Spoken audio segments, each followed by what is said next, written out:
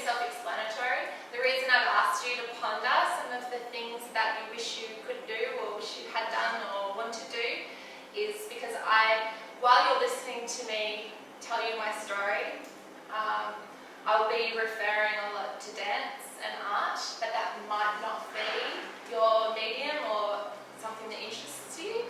So if you can translate the information into something that resonates with you, and like I said, you don't have to pour your heart and soul out to a bunch of strangers. You can if you want to. But yeah, I just want you to keep that at the back of your mind and see how, with number 3, I obviously there's some things that are, like, I've always wanted to fly. Mum always said to me, as long as you believe in yourself. Like, what can't I fly? Because I don't have wings. So that was something that maybe is a little too far-fetched.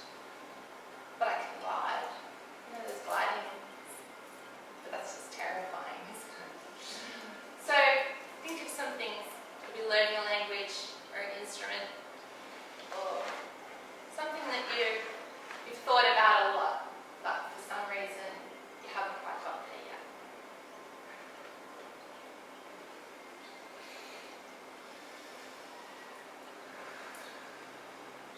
Well, it's sunshine. I've got most of here. But if that's not played, they should just set it again.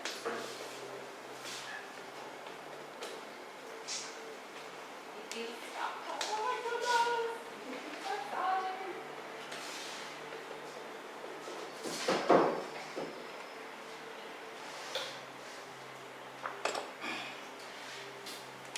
Thank you so much for coming, everybody.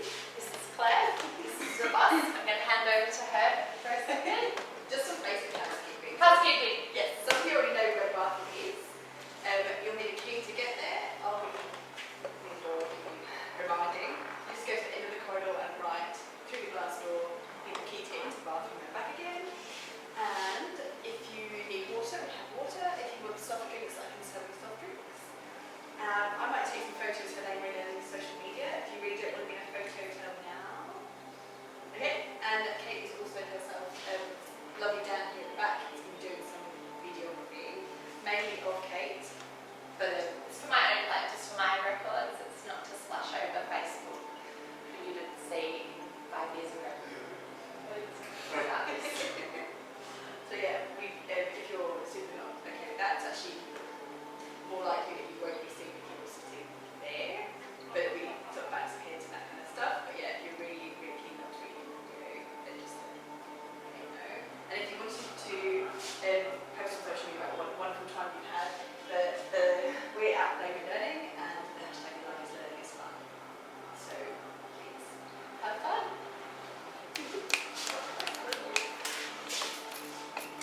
Okay. Let's do this. Honestly, thank you very much for coming. I'm very humbled and I'm very excited to see you guys here. And I'd like to say thanks to Claire at Laneway Learning for having me, for facilitating this workshop. So can we all see? We can all see the PowerPoint. I hope you guys I'm happy to send this PowerPoint to you. If I'm going to probably bombard you with a fair bit of information today, but just know that this information that I'm giving you is ongoing. I don't expect you to digest it all now. And we'll talk about email addresses and how I can share this presentation with you at the end, so you can just go over some of the things that we've covered. But I'd like you just to sit back and absorb and listen. And yeah, so let it roll over you. Oh, that's right. First time doing PowerPoint. Can I just ask, can you turn that down? Yeah, sure. A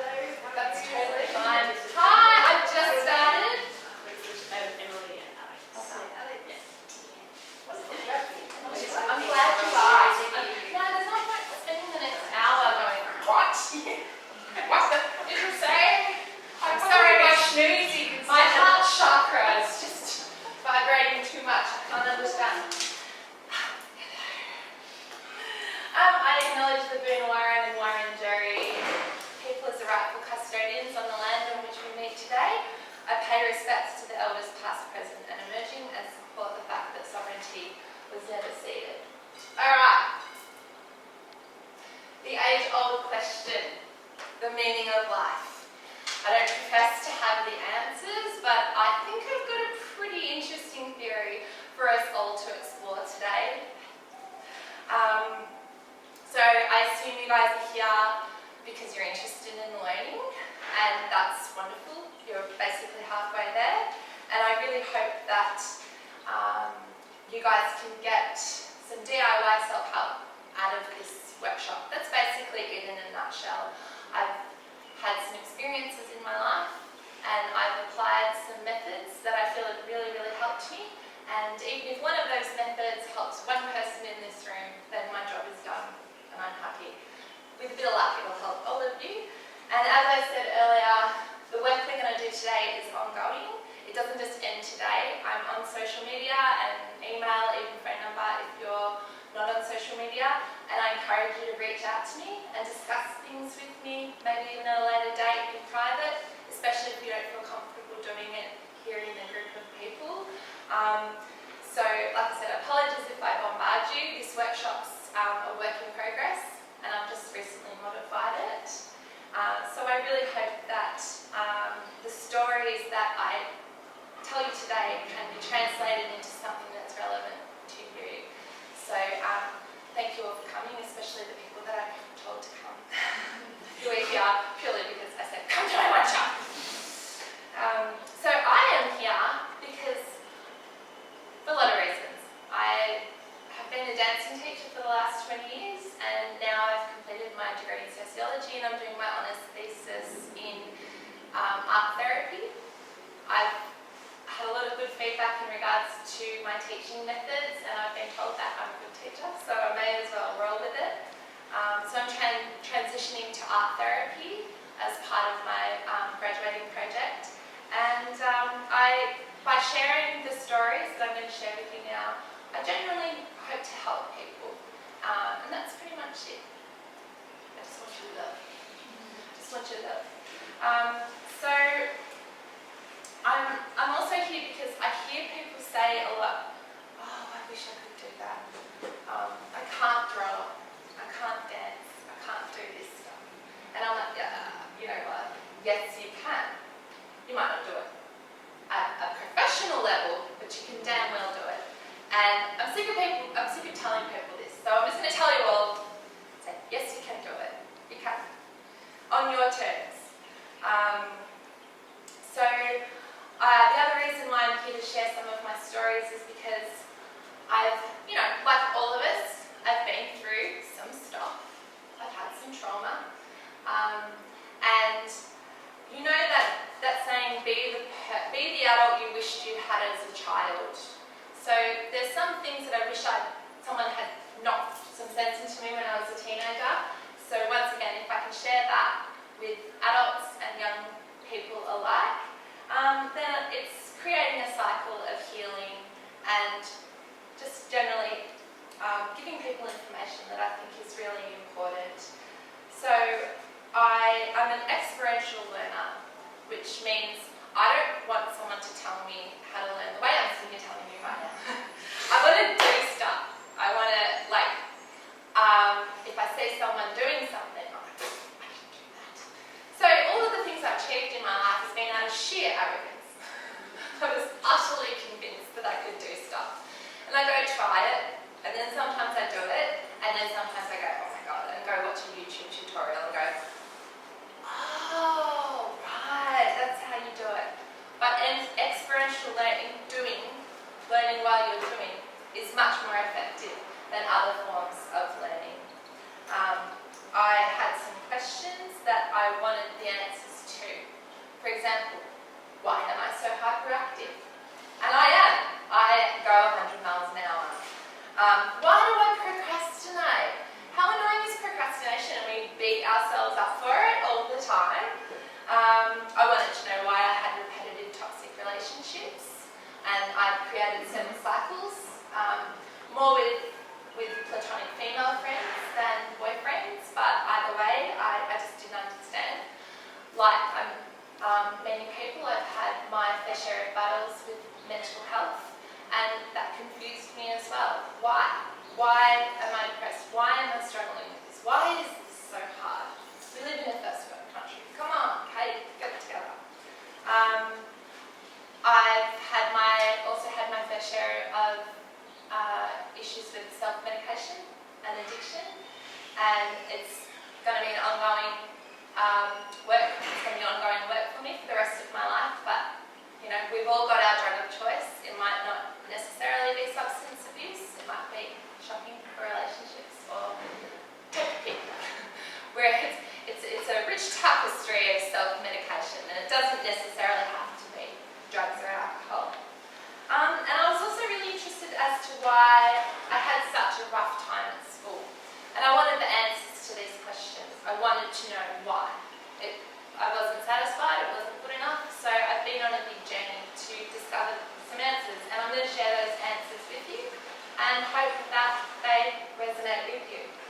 So I'm just going to share, ready. So just quickly, I don't claim to have all the answers to the secret of life, but like I said before, I have a pretty good theory as to why we're here. Regardless if you're religious or not, we all have degrees of spirituality, and I don't believe that our lives begin with birth and end with death. I think there's more to it, and I think there's enough evidence that there is some sort of spiritual plane, call it heaven or the cosmos or another dimension or whatever works, whatever resonates with you. And I think that we're on Earth. It's like we're here for a craft moon. Because floating around in space or the cosmos or in the spiritual world, it's hard to draw and paint and dance because we're spirits floating around. So we come to Earth, and there's glue here, and we can cut and paste, and we can dance and stomp our feet and sing and make music. Whereas I'm not sure how that we go about doing that in the spiritual world. So I think we're here to experience connection with other human beings and make art in the form of self-expression. And that form of self-expression can be anything that works for you. It doesn't necessarily have to be art. Some people express themselves through trades. I've even heard of some people saying like maths is art. I don't get that because I have issues with maths. But once again, if that is your form of creativity and self-expression, you go for it. Art has the power to heal us. It has the power to help us grow through breaking through comfort zones. And just generally, words are not always enough to express ourselves with, and often we feel that that's the only way. But there's lots of different ways that we're going to talk about today.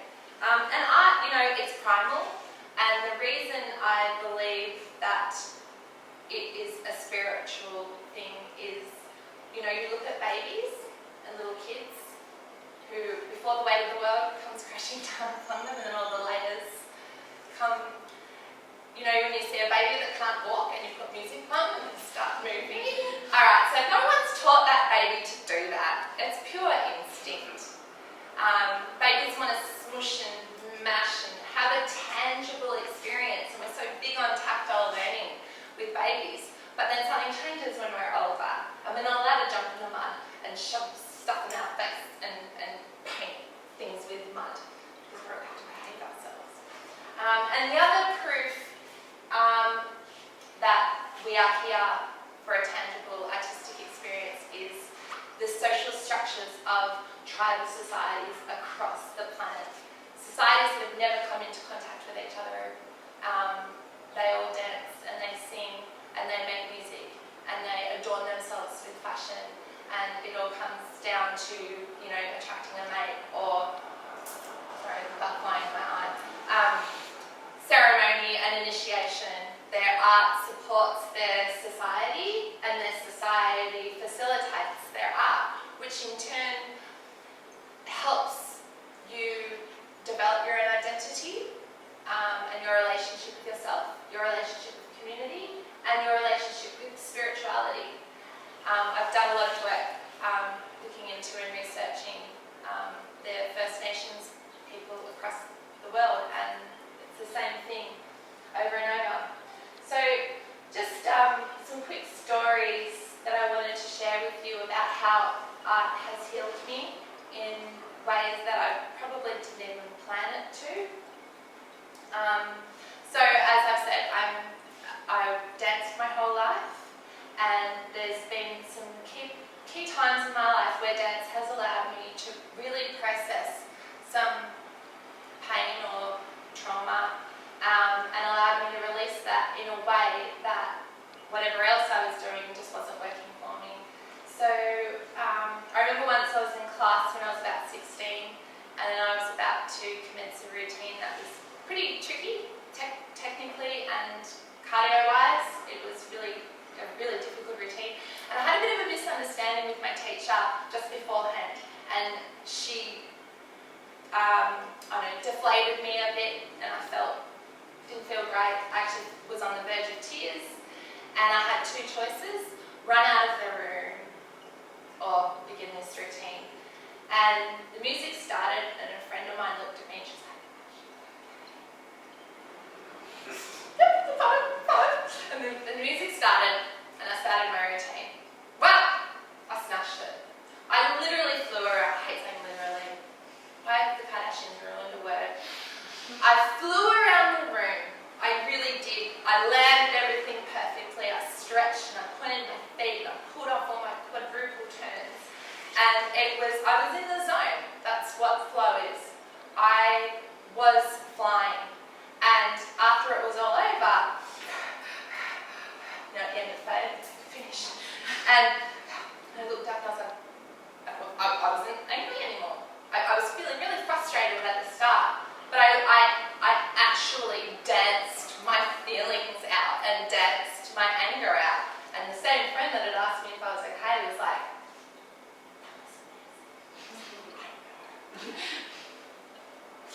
and I didn't feel angry. I didn't care that the teacher had been insensitive or misunderstood me. I just processed it on the spot. I didn't even mean to, but I remembered that. And another time I've danced my feelings out.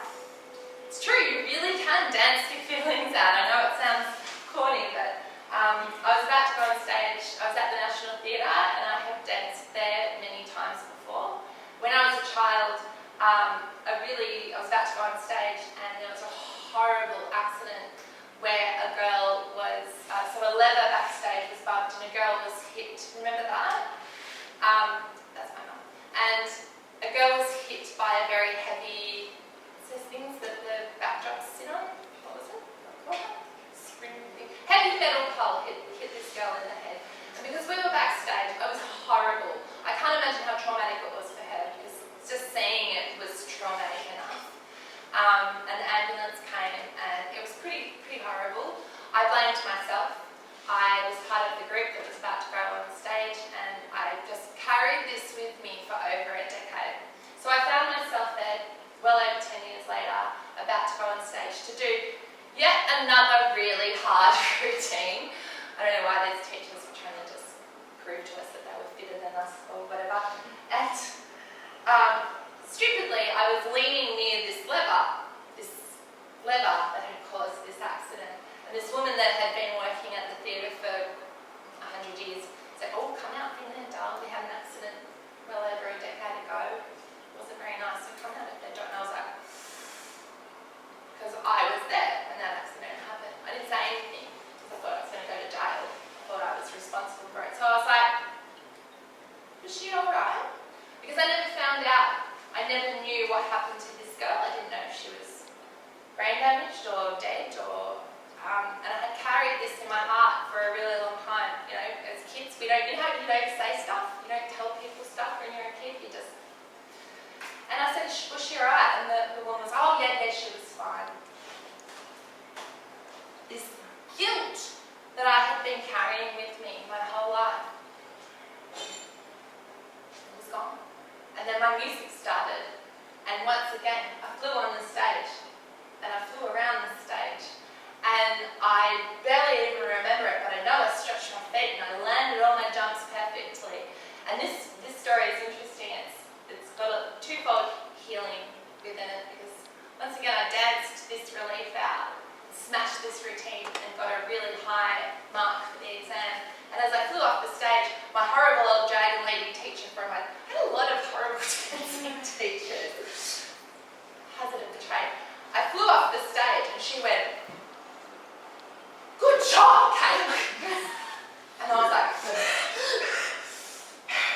And I'll go into the dressing room to get changed and cut out of my costume. But once again, I can't tell you how this was actually like 20, 30 years worth of therapy in a couple of minutes.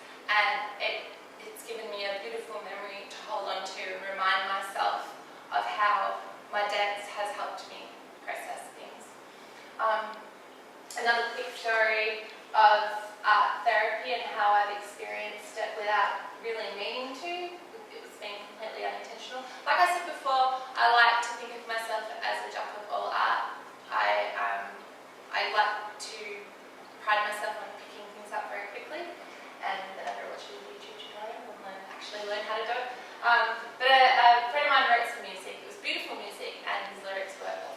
Just awful. Like depressing, and I was like, I can do better. I can do this.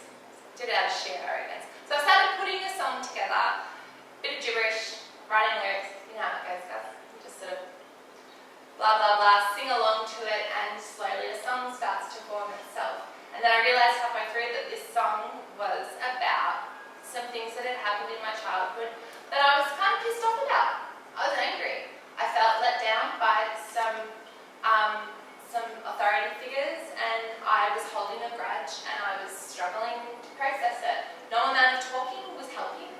No amount of therapy or anything, traditional methods were helping. So I started writing this song and realised it was about my childhood. So I was able to steer it in that direction once I realised that this was about my childhood. So I wrote this song, I was pretty proud of it. Not bad, okay, not bad. Good melody, good lyrics, powerful. And I was in the car one day and I had a CD of the song, and I think I was pissed off about something. I was running late on my way to uni. And I sang my song and I belted it out.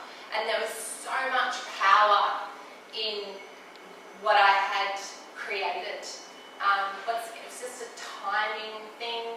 And then I finished and I was like, I felt this release, this catharsis. I had to pull the car over and just, what has just happened? In this instant, I was finally free. I realised that this grudge and this resentment or this negativity that I've been holding on to for such a long time, it was gone. It was gone. And that song is something I can have forever. It's a reminder of how we can process and heal ourselves.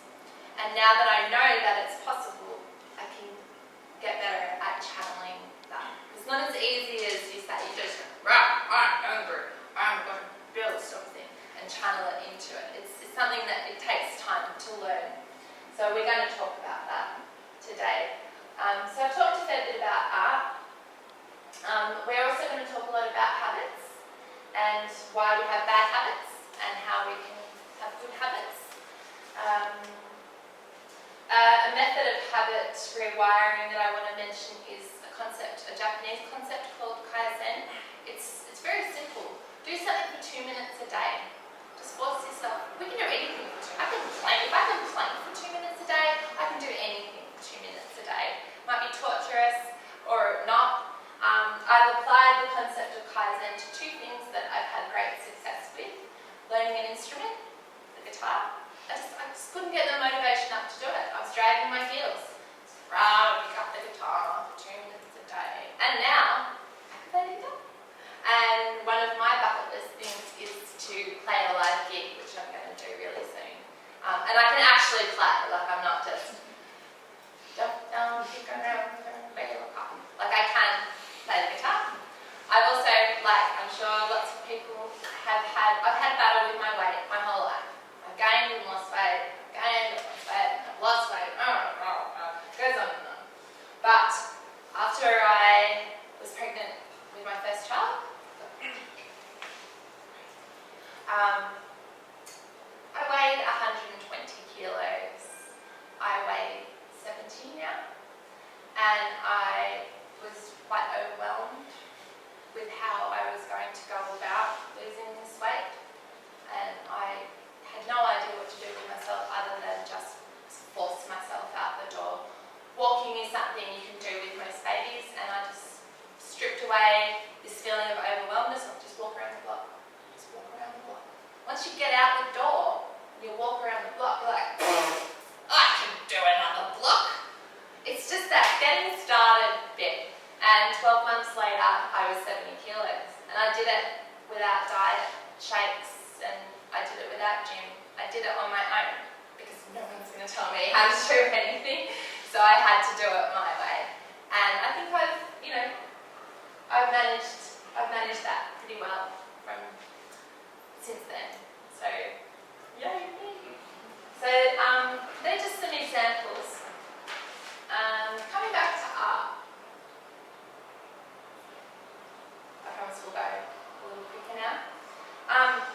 It's endless. There's so many weird and wonderful ways to express yourself through art or whatever works for you. You can tailor-make your own world with art, and now with the access to the internet, it's easier than ever. I wish I'd had the internet when I was a teenager. I'd love to see what I would have done with that if I'd learned the guitar earlier. That's where I got my information from, the internet. Art is a brilliant alternative to therapy or medication.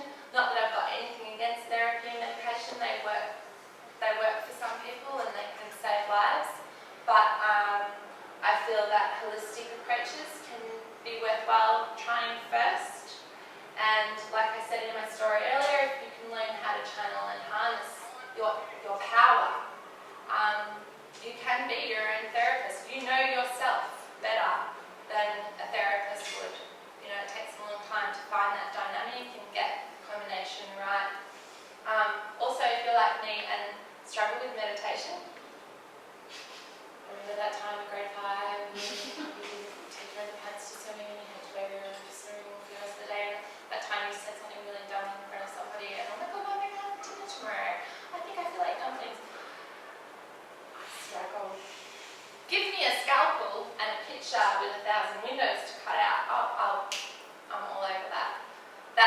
And I will happily do that for hours because I'm a collage artist. But my brother, Sam, is the least patient person I know. He's not very patient, is he, Mum? But he does stop motion animation. What a genre that you need godlike patience for. But he's wired for that. It's really interesting. So it's really important to find something that is a vessel for your energy, because if you don't get your trauma or your negative things out on your terms, it's going to find its own way out. So you may as well let it out in a way that is the least damaging way possible. And the other thing about creating art is it's really nice to have something to show for your trauma, like my song. It's like, oh, I went through all this trauma, but I've got a song, I can sing. That's great. So moving on to music. We're going to focus on music today because I think it's the one art form that we can all identify with. I doubt there's a person in this room that doesn't love music in some form. There's a million types to choose from, there's a million formats to choose from. You can play it, you can listen to it, you can go watch it live, you can sing. We have access to it now more than ever with the internet. Remember the days when you used to make a mixtape? Does anyone remember those days? Yes. And you had to borrow CDs off people and put it on a tape. I love music because it allows multitasking. That's why we play it while we're cleaning and in the car. It's a gateway drug to dancing. Without music and musicians, I wouldn't choreograph the routines that I choreograph, the brilliant routines that I choreograph. It's all down to my music choice. I choose a great piece of music and that inspires me to choreograph a great piece of dance. And everyone's always, oh, that's great choreography. Thank the muse. So we've got a lot to thank musicians. Thank you. And like this diagram shows here, they've done MRIs, they've done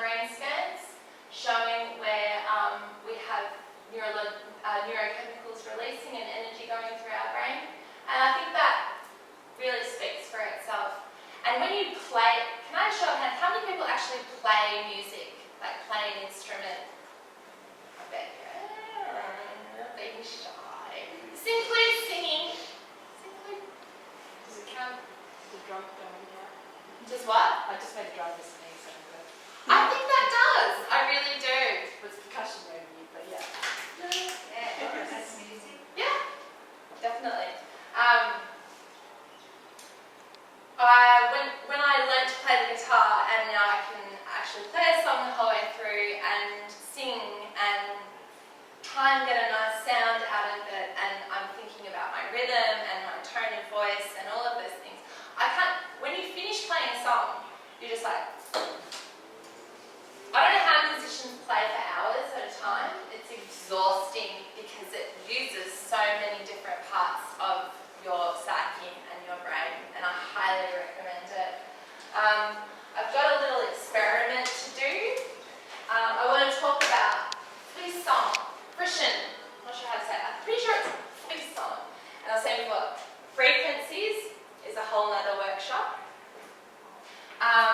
So you know when you get goosebumps when you're listening to a piece of music, or perhaps you can get it when you hear something. What did I get? Just a really passionate speech. I've heard that some people feel frisson, the goosebumps, from seeing a piece of art. Does everyone know what I'm talking about? And everyone's experienced this concept of frisson? Yeah, definitely. So, I'm playing a song by the Cranberries that has been sung by a pub choir. And I would like to close your eyes. If you would like to, you don't have to close your eyes. But show your hand. Raise your hand. If and when you experience frisson.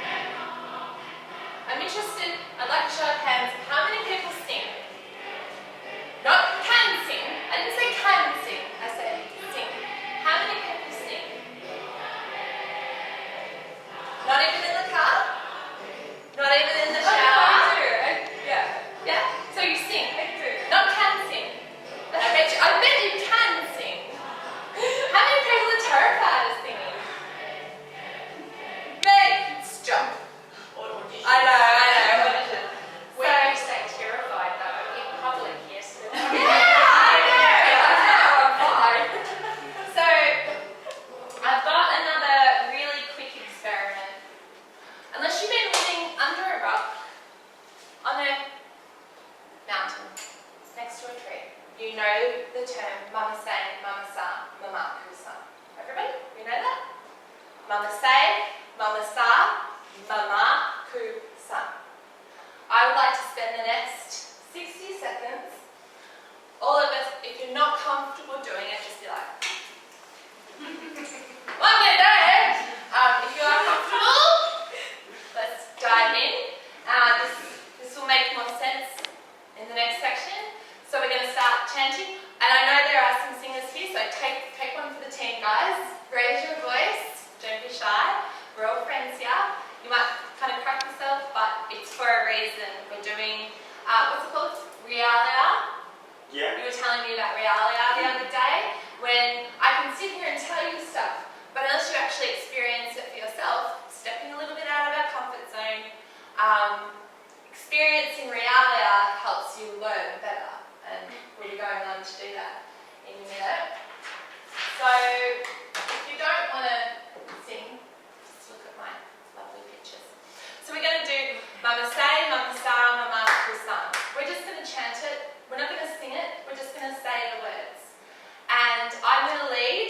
I will take one for the team, even though singing makes me feel like, but I'm just going to do it because I'm hosting the workshop, so I'm kind of responsible for this. And I will, you can just sing it. I might even kick it up a notch with pitch and harmony. And when I start clapping, you know it's nearly over. Thank God. Just trust me.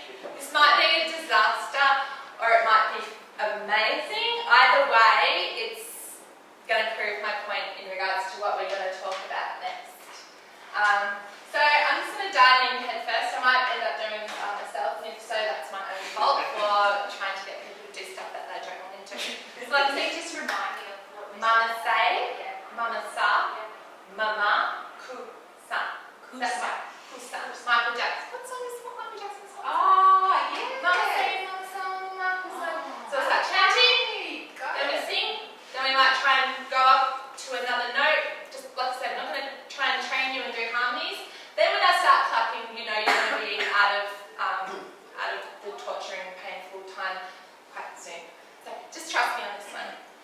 You're not going to die. It's okay. It's fine. We're going to be fine. I'm just going to do it. Mama say, mama sa, mama kusa. Join in. Say, mama sa, mama kusa. Mama say, mama sa, mama kusa. Mama say, mama sa, mama kusa. Mama say, mama sa, mama kusa. Mama say, mama sa, mama kusa. Mama say, mama sa, mama kusa. Mama say, mama sa, mama kusa. Mama say, mama sa, mama kusa. Mama say, mama sa, mama kusa. Mama say, mama sa, mama kusa. Mama say, mama sa, mama kusa. Mama say, mama sa, mama kusa. Mama say, mama sa, mama kusa. Mama say, mama sa, mama kusa. Mama say, mama sa, mama kusa. Wasn't that bad? Yeah. So I was just interested to put that out there for reasons we're going to talk about now. Comfort zones and all that sort of stuff. Oh, in the brain. So that was just a little bit too much. I'll send it to you. I'll email it to you. Why do we do stuff? This is why. I'm not sure how scientifically accurate this is, but you get the point. It carries what I'm trying to get across here. Because often we think that we don't question why we do things, we blame ourselves, or we don't think, why am I doing this? It must be because blah blah blah. There's chemical reasons behind everything. I hate to de-romanticize love for you. I think it's up there. Love is a combination of chemicals. These chemicals down the side here. And I think once you understand that things are not always your fault, or because you are just, it's just the way you are, we wire ourselves for certain behaviours. So these things here, all of these neurochemicals and hormones get wired in our brain. They make pathways. They send messages all over our body and tell us to do stuff, whether it's involuntary things like keeping our vital organs going, or make us chase the boy that we know is not good for you, or make us shop when we don't need clothes, or have issues with substance abuse. They can also be wired positively. I like to use this metaphor that I thought of a while ago, the cutting trail metaphor. So you know when I watch a lot of survival shows and they're always talking about cutting trail. So let's use the jungle as an example.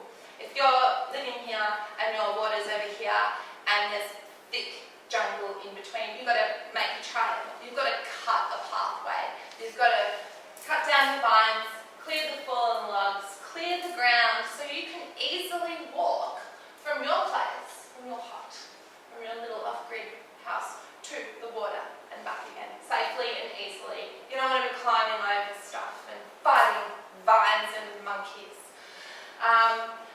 And the more thoroughly you cut that pathway, the wider you clear it and remove all of your obstructions, the easier it's going to be to get to your water, something you need to survive and go back and forth between A and B.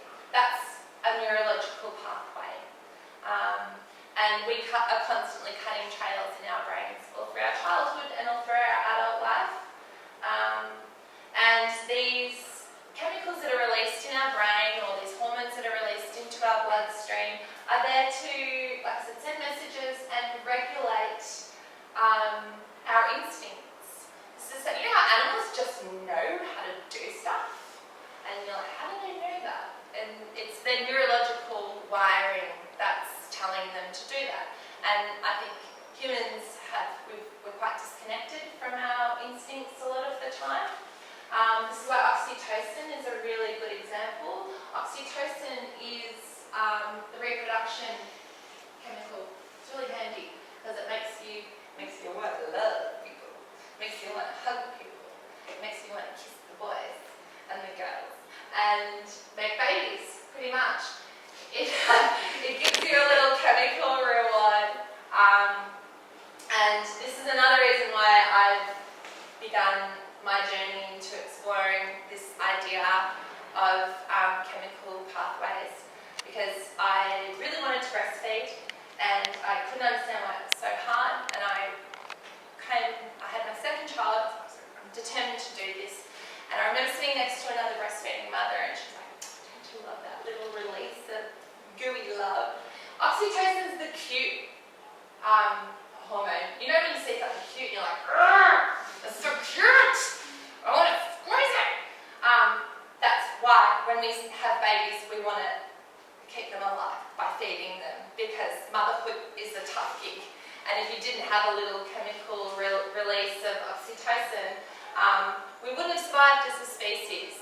We would have just been like, whatever. But we actually have a reason to breastfeed our children, and that's why sex is pleasurable. If it wasn't, it would just be all sticky and weird and gross. And we wouldn't want to make more humans to keep the humans alive. Same with feeding our babies.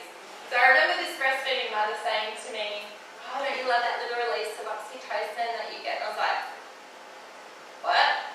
I don't get that. I got the opposite. I would begin to breastfeed my child, and I got this anxiety, this